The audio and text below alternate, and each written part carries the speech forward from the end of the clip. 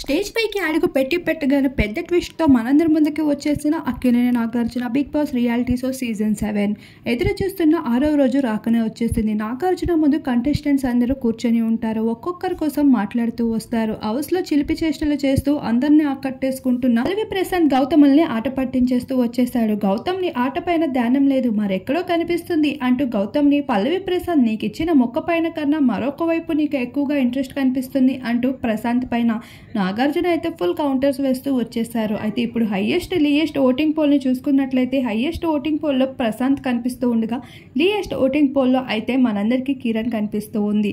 ఈసారి కిరణ్కి ఒక గుడ్ న్యూస్ని అందించేస్తూ వచ్చేసారు Bigg Boss Nagarjuna. No elimination, ఈసారి కంటెస్టెంట్స్ అందరూ కలిసి 1 వీక్ పాటు సరదాగా ఆడుకోండి పాడుకోండి, మా అందరికీ ఎంటర్టైన్మెంట్ ఇవ్వండి అంటూ నాగార్జున అయితే ఒక గుడ్ న్యూస్తో వచ్చేయడం జరిగింది.